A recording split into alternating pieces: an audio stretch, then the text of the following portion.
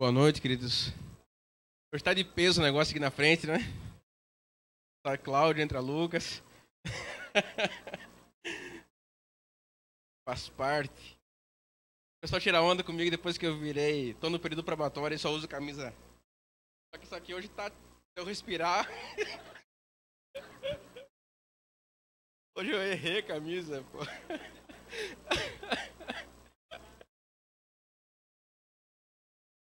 Hoje eu errei a camisa. Mas faz parte, né, velho? Não era essa. Só que aí. Tava pra lavar, domingueira. Mas tudo bem. Glória a Deus. Por esse frio, rapaz, eu não tava acostumado já com frio, pô. Hoje foi uma luta pra sair de casa. Tava mais acostumado com. Nem parece que sou gaúcho, mas. Não tô mais acostumado com 15 graus, tchê. Glória a Deus. Hoje eu quero compartilhar uma coisa que me é muito familiar. O tema dessa pregação é muito íntimo.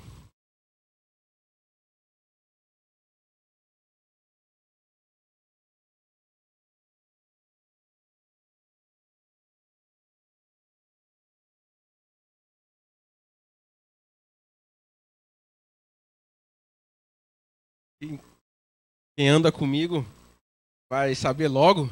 Quem anda mais perto de mim vai saber. Abre a sua Bíblia aí no livro de Jonas. O último capítulo do livro de Jonas, é um livro curtinho. Vai entender logo do que eu tô falando. Quem me conhece sabe logo do que eu vou falar. Eu me identifiquei muito rápido com Jonas. E eu louvo a Deus que eu vou falar de uma coisa que o Senhor está me tratando nessa área e me quebrando bastante. Eu louvo a Deus por isso, porque prefiro estar na mão do oleiro, sendo amassado e quebrado e moído, estar jogado na prateleira, juntando poeira. E glória a Deus por esse tratamento, porque está quebrando o meu orgulho, quebrando o meu temperamento também.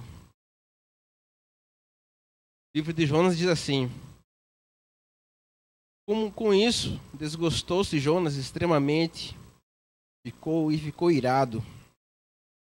E orou ao Senhor e disse: Ah, Senhor, não foi isso que eu disse, estando ainda na minha terra?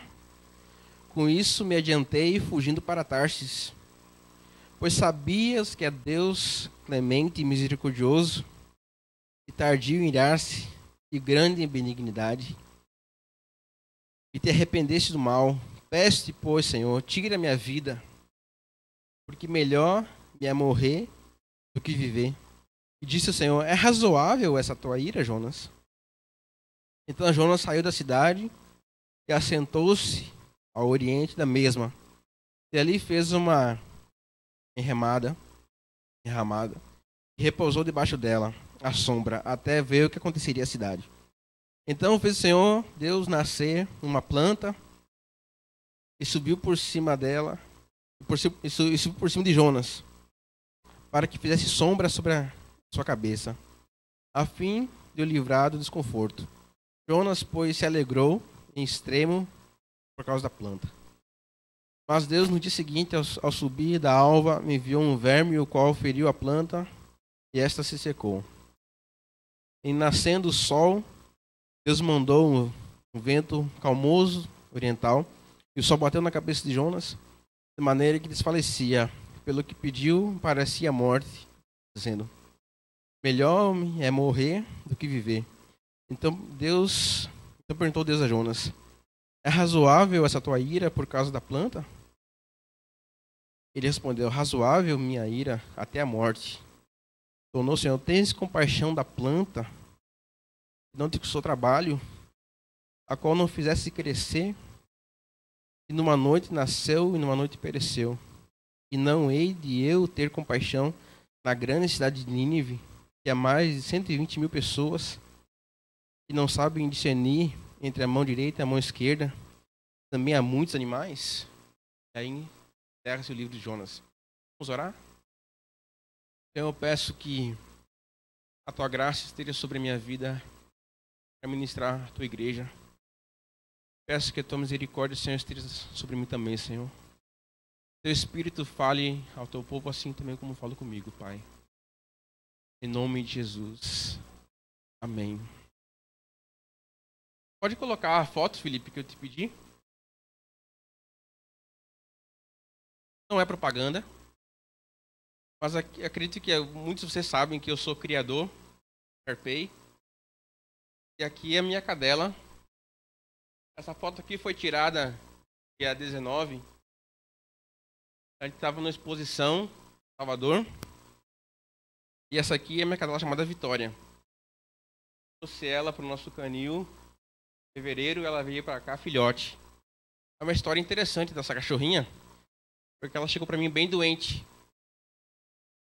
Eu fui pegar ela numa exposição em Amargosa. Fui para lá, levei uma outra cachorra, chamada Amora. E aí eu peguei essa cachorra lá. E foi um desastre de exposição lá com essa cachorrinha aqui. Desastre. Ela veio de outro estado. Uma promessa de ser uma grande cachorra.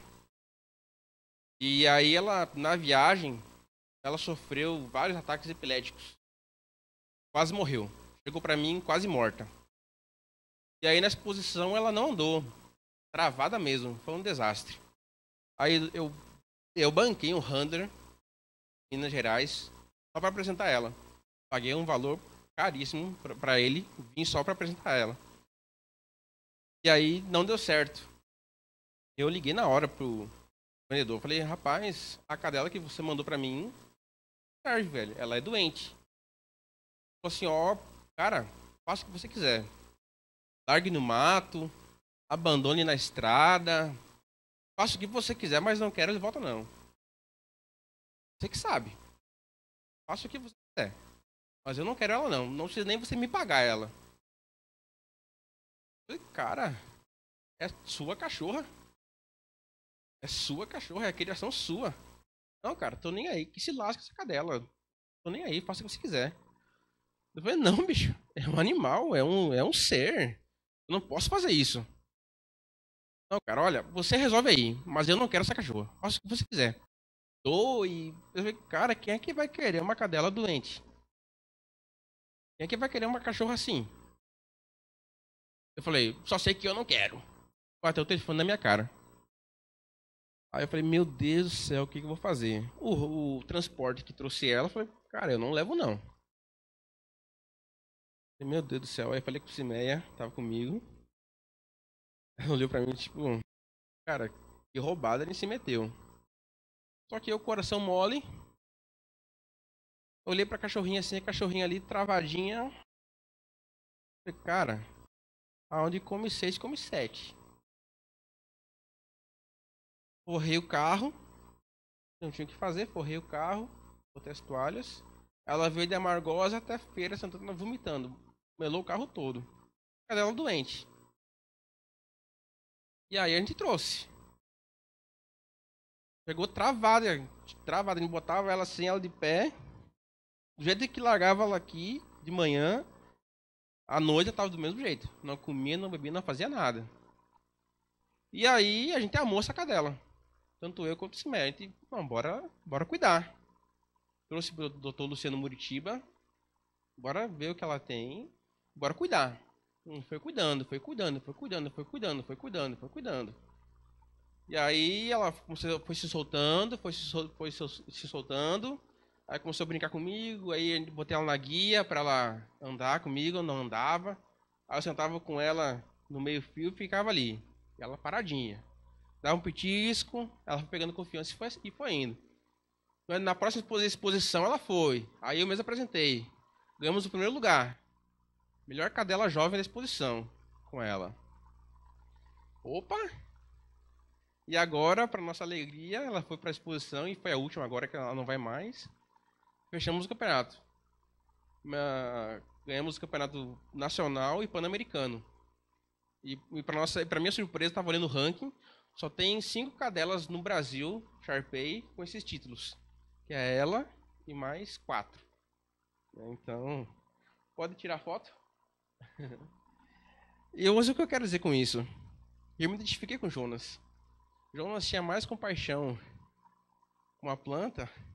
E aí depois eu vou chegar aonde eu quero chegar com essa Sharpei, que Deus falou comigo através dela, porque foi nesse período da exposição que Deus falou comigo através dessa cachorra.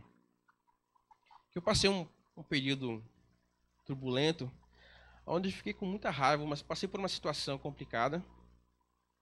Eu me senti injustiçado, vi uma situação e só eu achei que estava certo.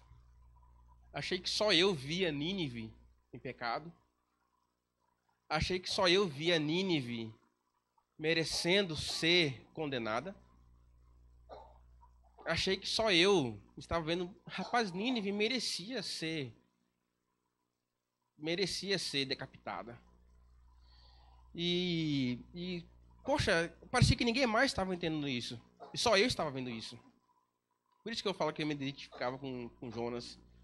Porque Jonas tinha N motivos para fugir para Tarsis. Porque Nínive era uma cidade sanguinária. Nínive merecia sim ser exterminada. Nínive era a cidade do derramamento de sangue. Se você for olhar a história de Nínive, rapaz, os caras eram tenebrosos. Eles viviam em pé de guerra com todo mundo. Então Jonas, quando Deus fala com ele, olha, você vai até Nínive e você prega para eles o arrependimento, porque o juízo para eles está chegando. Jonas viu, rapaz, é a minha chance de não dar para eles o amor de Deus. Se eu sou o caminho do amor de Deus para eles, é a minha chance de não ser isso. Eu vou cair fora, eles que se lasquem, eles que se arrumem, porque eu não vou fazer isso. Então ele foge para Tarsis. Só que você conhece a história.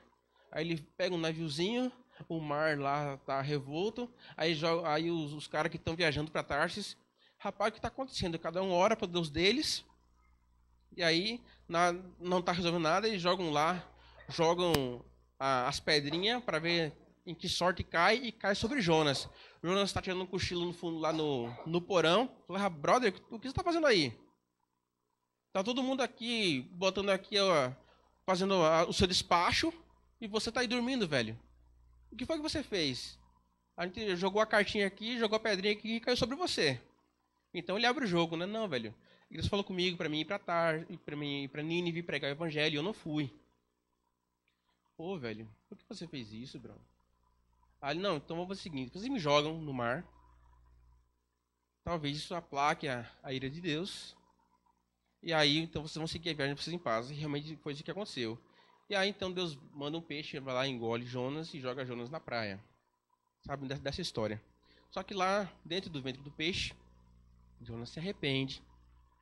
Jonas pede perdão a Deus. E aí, então, Deus dá uma segunda chance para Jonas. Fala, Jonas, ó, velho, você podia ser digerido, mas eu não vou fazer isso. Você vai então agora a Nínive e prega a esses caras. Anuncia a eles o arrependimento, porque o juízo deles está chegando. Então Jonas vai e prega a Nínive. Os homens ouvem e creem na palavra de Jonas. O rei ouve e crê na palavra de Jonas. Eles então apregam um jejum e se arrependem do mal que estavam fazendo. Jonas, provavelmente, ele não esperava que isso fosse acontecer. Então ele senta no monte lá e vê, rapaz, será que vai vir fogo, enxofre, ou vai vir os anjos e vão decapitar a galera toda aí? Ele fica esperando o juízo chegar. E aí, o juízo não vem, ele fica doido com essa coisa. Ele fica desesperado, ele fica esperando, rapaz.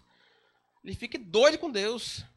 Deus, esses caras mereciam ser decapitados, meu Deus. Deveria ter acontecido com eles como aconteceu com Sodoma e Gomorra, meu Deus. Era isso que eles mereciam. Era isso que era para acontecer. Aí Deus dá um tempinho, deixa crescer uma planta. Em algumas versões fala que é uma aboboreira. Aí cresce lá a plantinha e dá uma sombrinha para Jonas. Aí Jonas está lá na sombrinha de boa, esperando o juízo acontecer. Aí ele dorme, Aí vem lá um bichinho e come a planta e morre a planta. Jonas fica pirado, velho. Fica pirado porque a planta morreu. Fiquei irado com aquele negócio. Eles falam assim, Jonas, por que você está assim, brother? Por que você está desse jeito, cara? Irado dessa maneira. Foi você que plantou essa árvorezinha aí, velho? Qual foi o seu trabalho com essa planta? O que você fez para essa planta crescer? Você tem mais pena dessa planta do que as pessoas? Você tem mais amor com essa planta do que as pessoas? Você prefere ver essa planta aqui crescer do que ver aquelas pessoas se arrependerem, Jonas? É isso que você está me dizendo, Jonas? Você dá mais amor a essa planta aqui, Jonas, que vai durar, talvez o ciclo de vida dela seja 2, 3 meses, Jonas.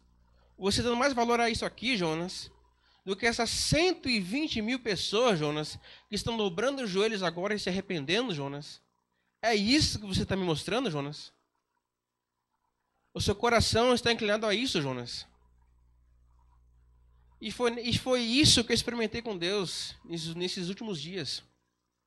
Eu estava lá fazendo o meu devocional, pirado, velho. Pense em você, fazendo devocional pirado com Deus. Revoltado porque o seu senso de justiça, você esperando ver o juízo de Deus acontecer e não acontece. Você está lá orando, falando, meu Deus, por que todo mundo... Será que é Deus que eu estou nadando contra a maré? Será que Deus, ninguém está enxergando isso aqui? Será que Deus, só eu que estou errado? Será que Deus... Ah, Deus fala assim comigo. Ô Lucas, é razoável, bem assim mesmo, o Espírito Santo falando comigo claramente, velho. Claramente. É razoável essa sua ira, Lucas? É razoável esse seu proceder? Assim mesmo, 8:30 da manhã, eu na minha sala, lendo a Bíblia. É razoável esse seu sentimento? Você vai para a exposição apresentar a Vitória, se dedica tanto a ela, vibra tanto, ama tanto essa cachorra, mas não celebra um arrependimento de um pecador?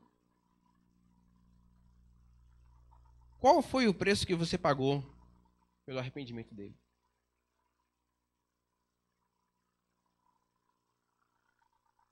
Qual foi o preço? Foi o seu sangue que foi derramado? Foi você que foi pregado na cruz? Eu respondo o quê?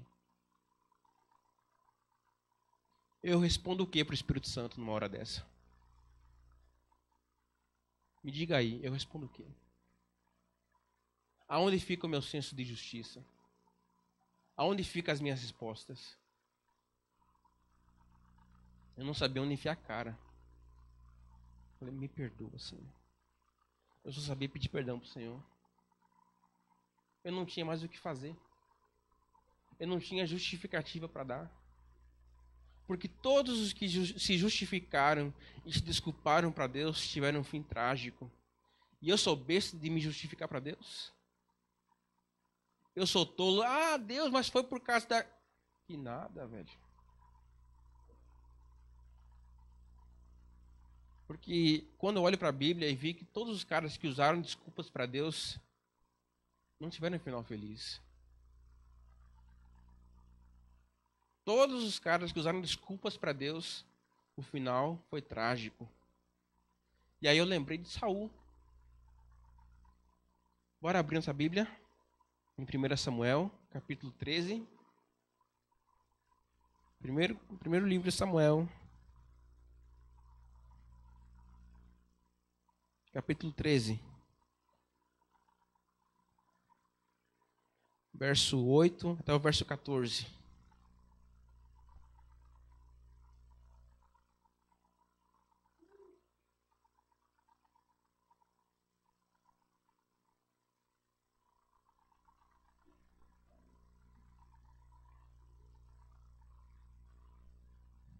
Diz assim: Esperou Saul 7 dias, segundo o prazo determinado por Samuel.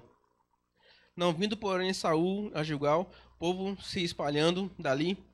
Então disse Saul: trazei-me os holocaustos e ofertas pacíficas. E ofereceu o holocausto. Mal acabara de oferecer o holocausto, eis que chega Samuel. Saul lhe saiu ao encontro para o saudar. Samuel perguntou: que fizeste? Respondeu Saul: vendo que o povo se ia espalhando daqui, e que tu não vinhas nos dias aprazados, e que os filisteus já se tinham ajuntado a Miquimás, eu disse comigo: agora descerão os filisteus contra mim a Gilgal, e ainda não obtive a benevolência do Senhor, e forçado pelas circunstâncias ofereci holocaustos. Então disse Samuel a Saul: procedesses neciamente em não guardar o mandamento que o Senhor teu Deus te ordenou, pois teria agora o Senhor confirmado o teu reino sobre Israel para sempre. Já agora não subsistirá o teu reino. O Senhor buscou para si um homem que lhe agrada, e já lhe ordenou que seja príncipe sobre o seu povo, porque não guardastes o que o Senhor te ordenou. Olha que desgraça, velho. Se Saul tivesse esperado meia hora a mais, o reino dele seria estabelecido para sempre. Mas o medo, a ansiedade, tirou isso dele para sempre. Deus havia falado com ele: espere, Samuel já está chegando. Mas as circunstâncias, a ansiedade, o negócio, rapaz, cadê Samuel? Cadê Samuel? Não soube esperar. Ele acabou de matar o último boi, velho. Acabou, o sangue ainda estava quente no pé dele. Samuel chega. Saul, o que foi que você fez, cara? Eu não falei que eu vinha para a gente sacrificar junto? Ah, mas eu achei que você não vinha. Eu já adiantei o sacrifício aí. Mas eu já adiantei, tu só faz a oração agora. Já era, velho. Já foi, não volta mais. Passou. O Senhor ia estabelecer o teu reino. Ele iria fazer sim. Mesmo você não sendo o rei que ele escolheu, você foi o rei que o povo escolheu, mas ele iria estabelecer você sobre o reino de Israel. Mas a sua precipitação, a sua ansiedade tirou isso de você. De vez em quando eu troco um zap com o Dani e eu falo assim: ó, Dani, meu maior inimigo é eu mesmo. Eu me auto-saboto a mim mesmo. Eu nem preciso do diabo como meu inimigo. É eu mesmo, pô. E com Saul é a mesma coisa, velho. Se precipitou. Se precipitou. Quantas vezes nós perdemos uma bênção tremenda por precipitação? Botamos a carroça na frente dos bois e perdemos uma grande bênção. Botamos um sentimento na frente das coisas e causamos um grande estrago. Rompemos um relacionamento valioso por uma briga desnecessária. Eu olho para a história de Moisés em Números, capítulo 20. A gente conhece. Deus manda ele falar com a rocha para dar água ao povo. Rapaz, é uma história muito forte, porque ele pecou por causa dos outros. E eu tiro uma lição muito grande dessa história. Que o pecado do outro não é a justificativa para a gente pecar. Não significa que se teu irmão está pecando, você também pode pecar e seu pecado agora está perdoado ou justificado. Olha só, Moisés, ele se estressou por causa do murmúrio do povo. Moisés, você tirou a gente do Egito para morrer aqui. Moisés, eu estou com sede. Moisés, eu estou com fome. Moisés, você é um péssimo líder. Moisés, Moisés, Moisés, Moisés, Moisés, Moisés, Moisés. Aí Moisés vai orar. Aí Moisés, ó Senhor, eu não aguento mais, Senhor. Eu não aguento mais esse povo, meu Deus. Aí Deus ouve Moisés. Ó Moisés, eu estou ouvindo você. Eu vou lhe ajudar, eu vou lhe ajudar. Vai na rocha. Chama os presbíteros, chama os diáconos, fale a rocha, viu? Na boa. Não precisa fazer mais nada, só fale a rocha. Aí um povo lá, Moisés, você não vale nada, Moisés. Moisés, ó Moisés, meu tênis Adidas furou, Moisés. Moisés, cadê meu X-Bacon, Moisés? E começa aquele lamúrio, e começa, enche o saco. Moisés vai, ó, a panela de pressão. Aí quando chega na rocha, era só para ele falar com a rocha. Não precisa fazer mais nada. Não precisa fazer mais nada. Assim como ele sempre foi calmo, é só chegar assim, pedrinha, pedrinha é pedrinha.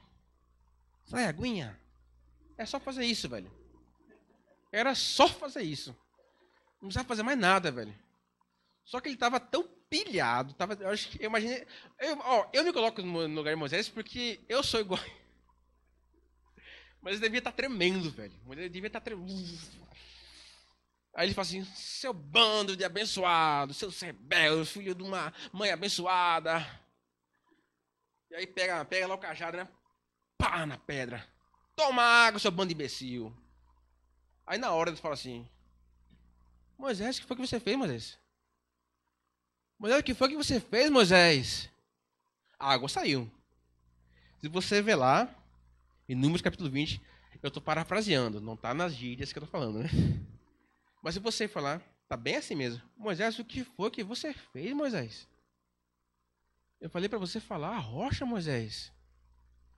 Era para você santificar o meu nome, Moisés.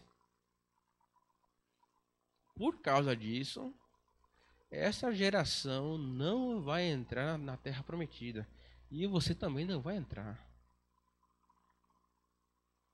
Lá na frente você vai ver que Moisés implora para entrar. Ele vê a terra de longe. Ele pede para o Senhor. E aí Deus fala assim, basta, Moisés. Esse assunto já está encerrado. Pense você. Por uma irazinha. Mas culpa de quem? Do povo. Do povo. Mas Deus não quis saber. Deus não quis saber. Moisés tinha o seu papel. Moisés tinha o seu chamado.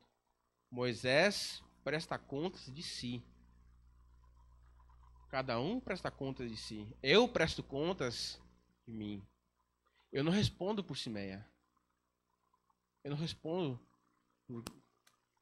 por Sérgio. Cada um dará conta de si.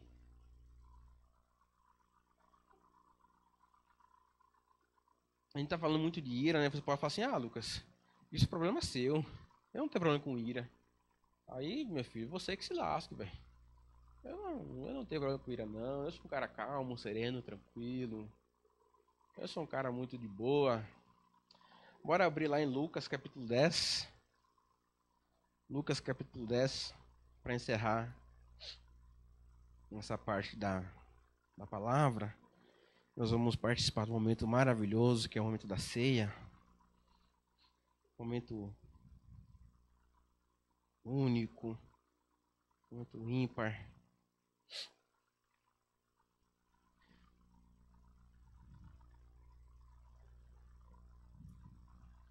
Uma parábola. Jesus fala assim: 2 homens subiram. Lucas capítulo 18, verso 10 até o verso 14. Lucas 18? Oi? Eu troquei o versículo, desculpa. Lucas capítulo 18, verso 10 até o verso 14. Diz assim, ó: 2 homens subiram ao templo com o propósito de orar, um fariseu e outro publicano.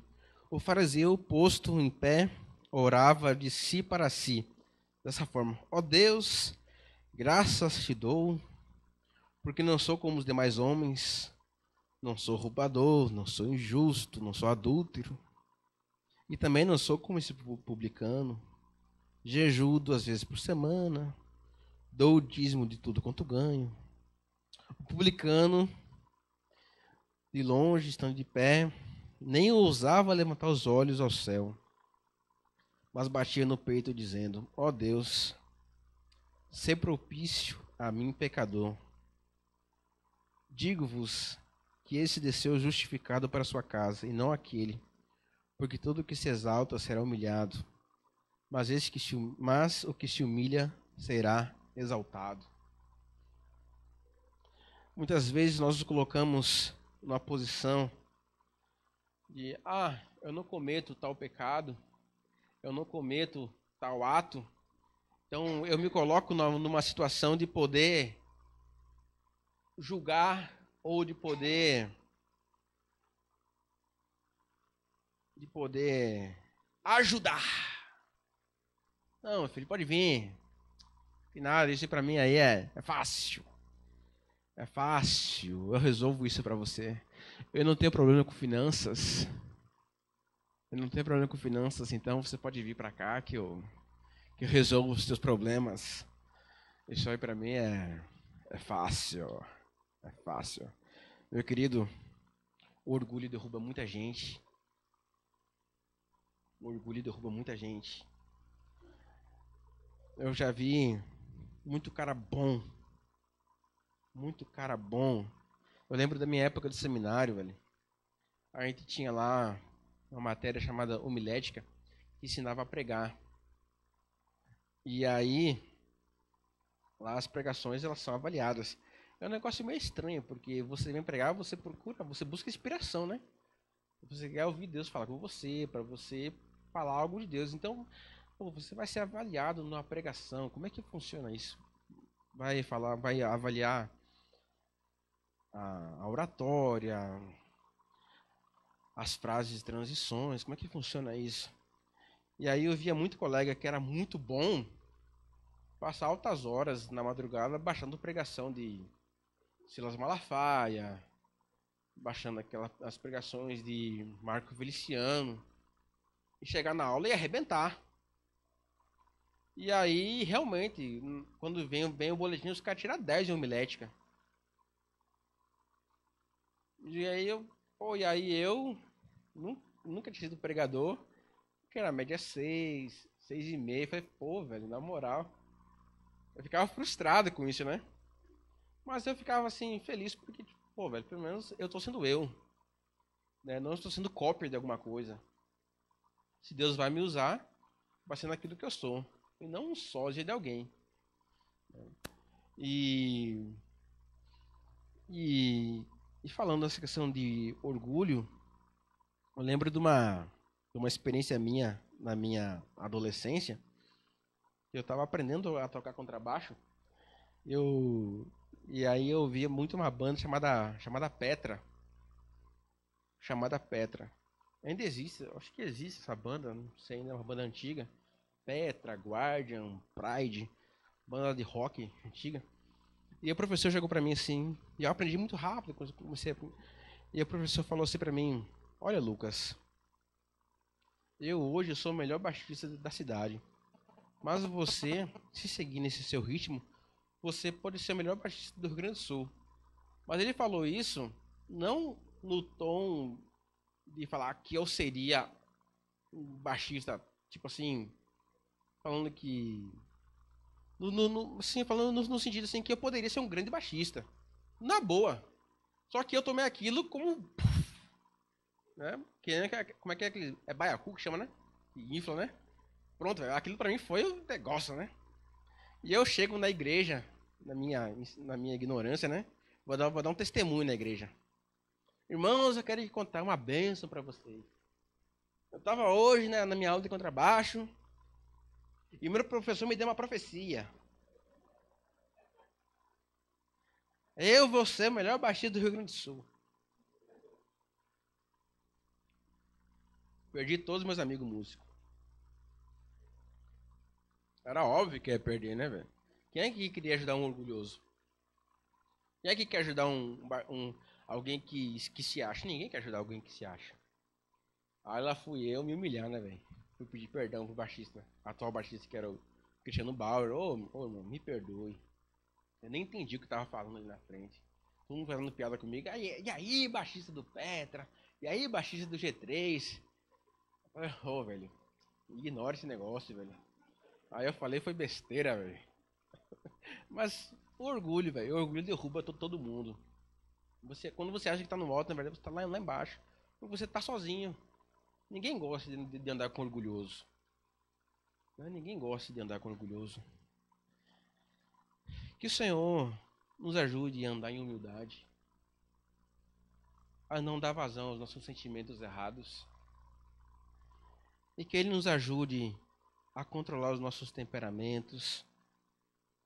E que nos submeta os nossos sentimentos à cruz de Cristo.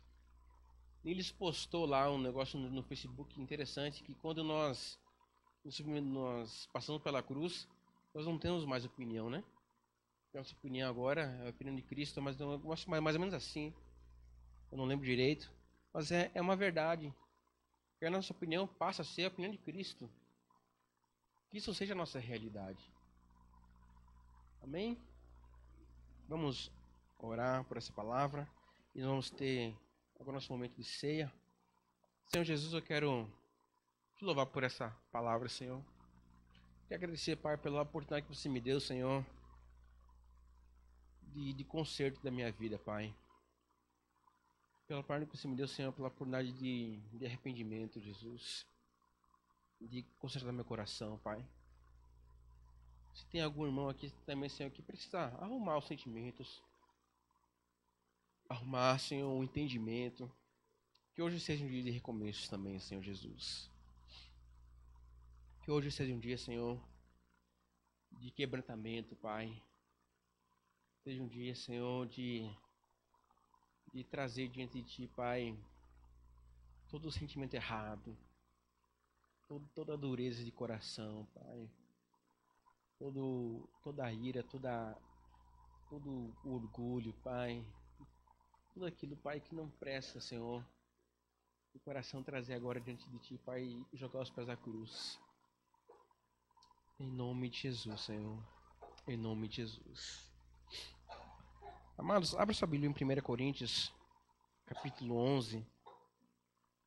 Nós vamos participar do momento maravilhoso da mesa do Senhor. Primeira carta aos Coríntios, capítulo 11, versículo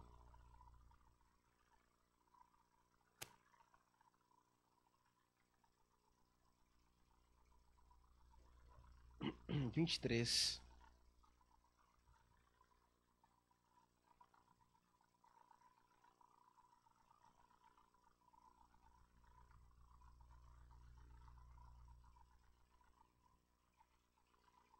O texto base para esse momento.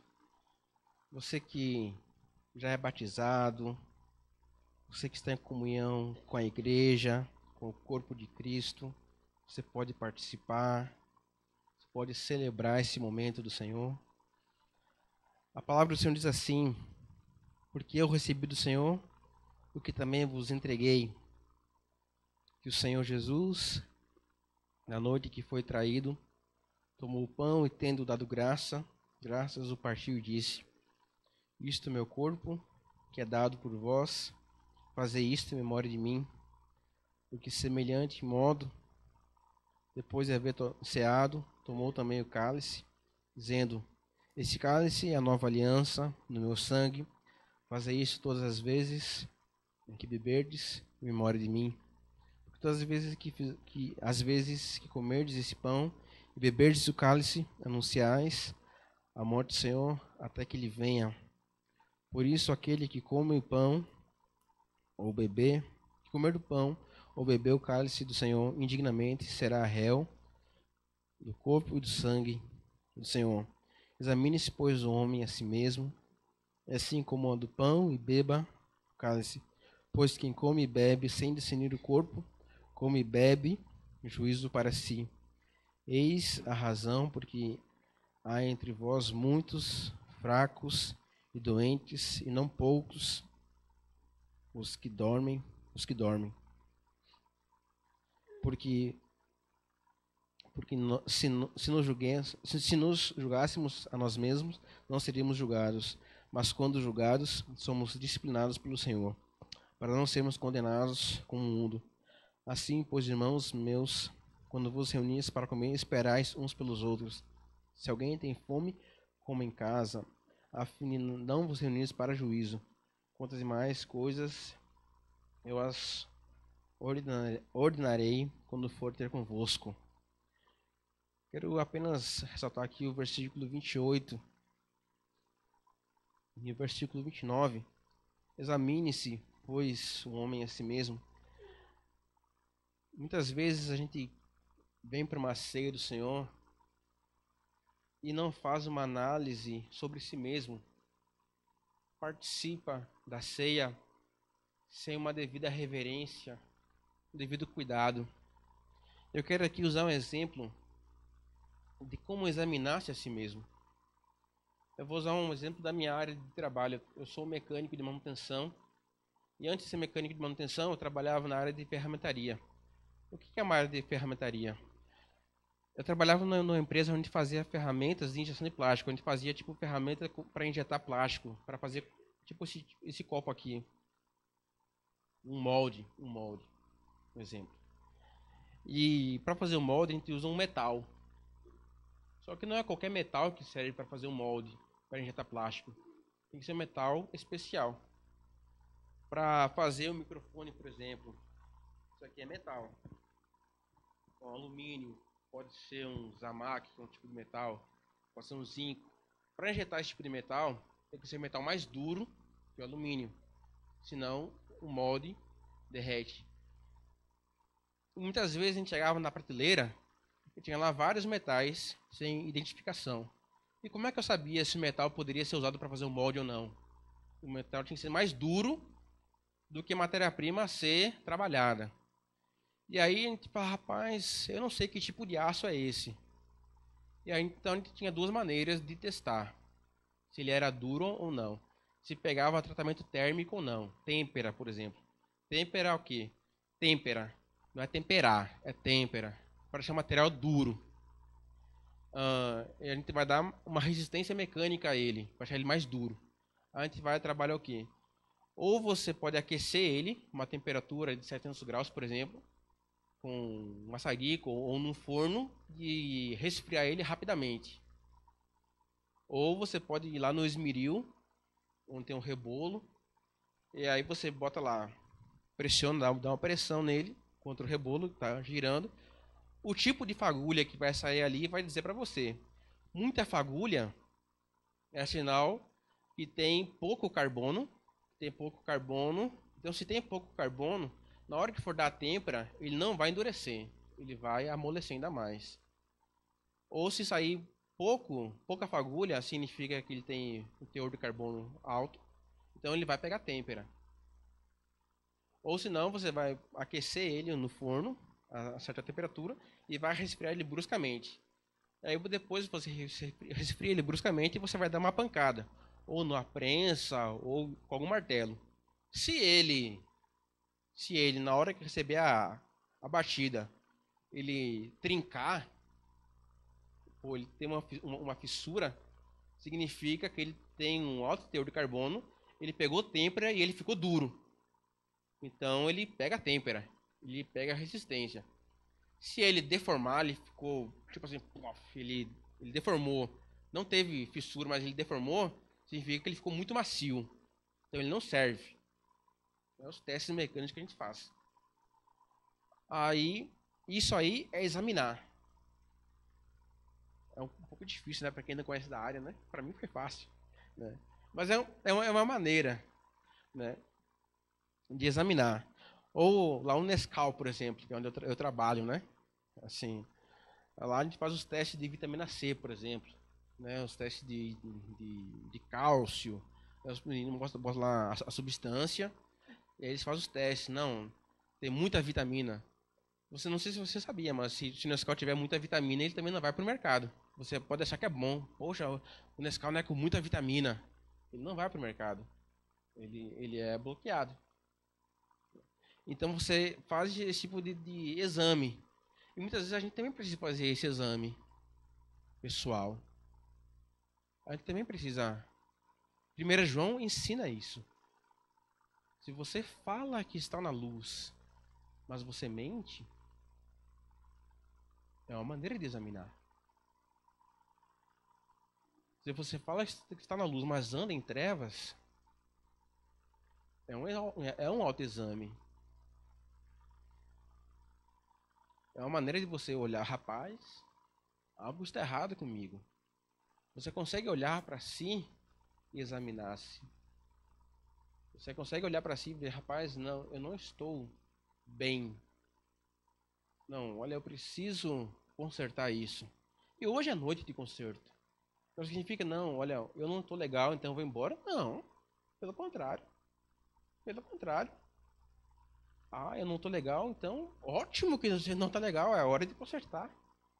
No momento que você toma o seu pão, você toma o seu cálice, Senhor, obrigado porque eu posso consertar. Obrigado porque eu posso me arrepender. Obrigado porque eu posso ser perdoado. O verso 29, o que come e bebe sem discernir o corpo. O que é não discernir o corpo? O que é o corpo? O corpo é a igreja. O cabeça é Cristo. O cabeça é Cristo. Nós, com Cristo, nós completamos esse corpo. Sem Ele, a gente é um corpo sem cabeça. Não funciona. Então, com Ele, nós completamos isso. E aí, eu não presto contas à igreja, eu não dou relevância ao corpo de Cristo. Ah, eu vivo minha vida de forma dissoluta. Ah, tô nem aí para Cláudio, tô nem aí para Ângela. Olha, não quero nem saber se tem ou não tem macrocélula. Eu tô nem aí se tem ou não tem evento de jovens. Eu tô nem aí para Miguel Calmon. Isso é não discernir o corpo. Tô dando exemplos práticos. Isso é não discernir o corpo. Ah, tô pouco me importando. Ele está indo pra Panambi agora.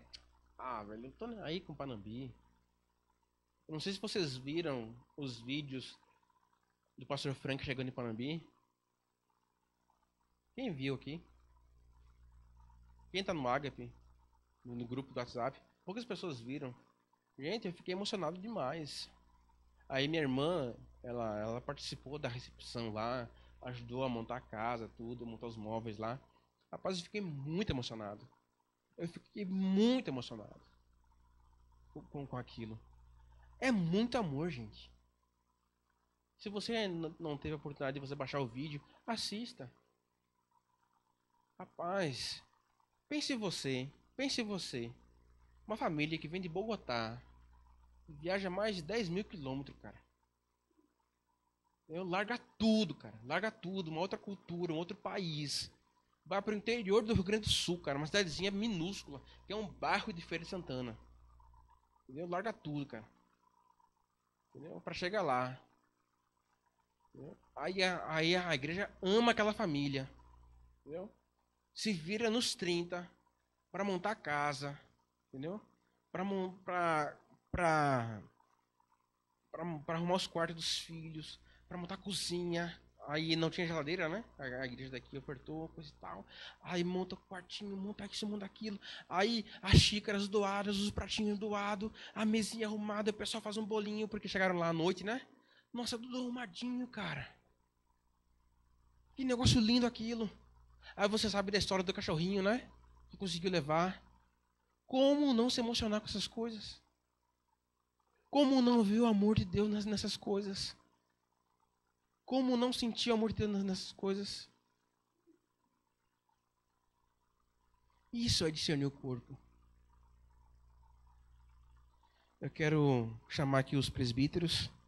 Nós vamos orar pelos elementos da ceia.